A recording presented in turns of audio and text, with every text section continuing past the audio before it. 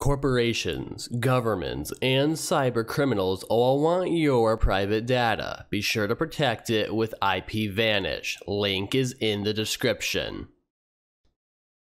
Hello everybody, it is the Naughty Investor here coming at you with another video. So, former eBay chief says Ripple, x.r.p, and XRP can play a pivotal role in growth of e-commerce. Former eBay chief project officer R.J. Pittman says Ripple, XRP, and x.r.p could play a major role in increasing the worldwide growth of e-commerce. At Ripple's recent Swell 2018 conference in San Francisco, Pittman noted that only about 10 to 20% of all transactions in the US currently happen online. Quote, "We talk about the importance of payments in the future. We are nowhere close to hitting critical mass. Do we have the payment infrastructure? Do we have the scalability?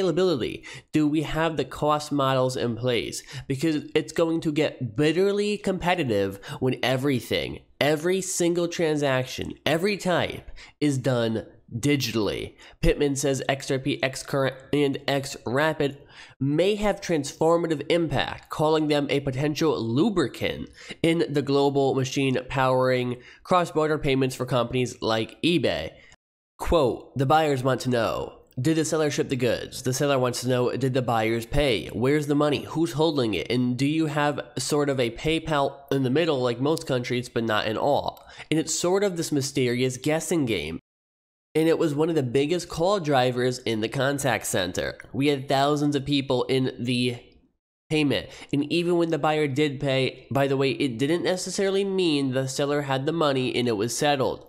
There was a whole other level of mystery of exactly when that was going to happen. And so, as I'm listening to the narrative here and sort of the value proposition of blockchain ledgers, certainly Ripple and Xcurrent and x.r.p, these are the steps, absolutely right direction, certainly for a business like ours, which is a multitude of buyers and sellers with merchants in 190 countries.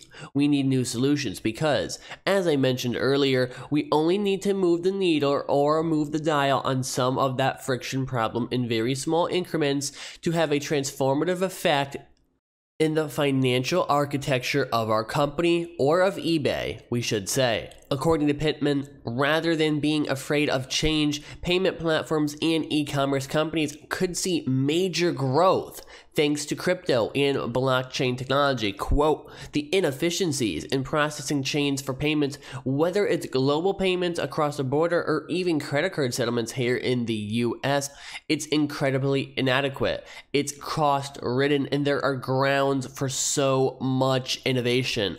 And all of the incumbents shouldn't be fearing losing any of the nest eggs they've had in the last several decades. Quite the opposite. It's sort of about shedding the legacy and opening the aperture to extraordinary growth opportunities, where the size of the pie is going to grow 5x, 10x. If you look at the numbers in terms of just online penetration today, we have so much room for growth." I could not agree more. XRP is going to be one of the major players going forward, and this goes for all cryptocurrencies. When I say this, cryptocurrencies makes the world closer together. There is a deeper philosophical vision of cryptocurrency through its decentralized nature. It makes the world smaller, it makes the world closer together, because when governments can't decide and when third-party institutions can't decide who interacts with each other, we are going to become closer together as the human race. And I don't want to sound preachy. I'm not a preachy person. I'm just saying that the end goal of cryptocurrency is going to be a more close-knit world where the power structure is changed, where corporations and third-party payment processors in governments don't have all the power. Instead, some of that power is shifted back to the people because at least they have control over their currency. Next up, Amazon survived an asset bubble. Bitcoin will to crypto VC. For the co-founder and partner of cryptocurrency firm Crypto Oracle, Lou Kerner said patience is key when it comes to investing in Bitcoin. Speaking to CNBC, Kerner said Bitcoin investors should take comfort in the example of tech giant Amazon, which lost significant value when the dot-com bubble burst, but has now emerged as the world's largest online retailer by market capitalization. Quote, if you go back to the internet bubble, which is what a lot of us in crypto look at for direction, Amazon, arguably one of the greatest companies in the history of mankind, was down over 95% over 2 years, Kerner said in an interview with the Business News Channel. According to him, investing in Bitcoin and other cryptocurrencies requires one to stomach for handling volatility. The current market weakness of crypto, per Kerner, can be attributed to the fact that digital assets lack underlying value other than confidence. In Kerner's view, the bearish sentiment will, however, pass as the case for Bitcoin as a store of value still holds. Quote, I think it's a store of value. I think it's the greatest store of value ever created. It should surpass gold over time. It won't happen overnight. With the market cap of Bitcoin currently under $80 billion at current prices, the flagship cryptocurrency would have to appreciate more than 100-fold to reach gold status. In his words, much of the faith Kerner has in Bitcoin can be attributed to a law coined by Roy Amara, which states that in the short term, the impact of transformative technology is overestimated, while in the long term, the impact is underestimated. I could not agree more with that. Bulls are still standing. Tom Lee is not abandoning his 15K year-end price forecast. So this is an interesting article because a lot of people like to point to the dot-com bubble as a way to dismiss cryptocurrency. They're like, oh, well, cryptocurrency, it's just like that dot-com bubble that happened and it popped and all the things went to zero.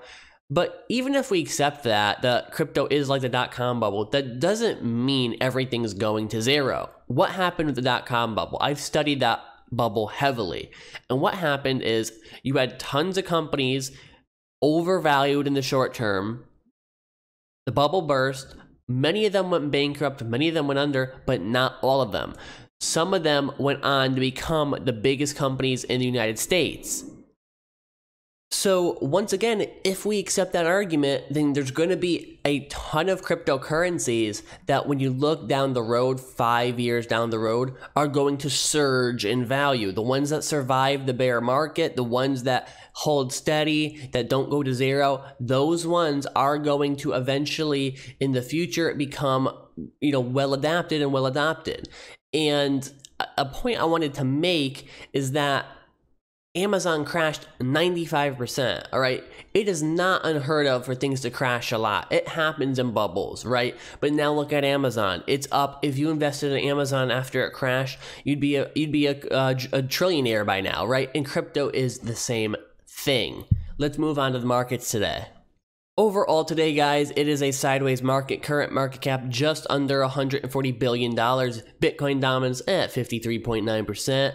Total biggest gainer on the day is Nexo with 13%. Biggest loser is Metaverse ETP with 17%. Most of your top coins are, again, just going sideways, maybe a little bit up, but not too much of a great day or a bad day. Maybe you say it's a little bit of bleeding, but there's also some coins going up a little bit. So I would classify this as a sideways market. Be sure to check out IP Vanish. Link is in the description. Protect your internet privacy against hackers, governments, and corporations. And I will catch you guys in the next video. Have a great day.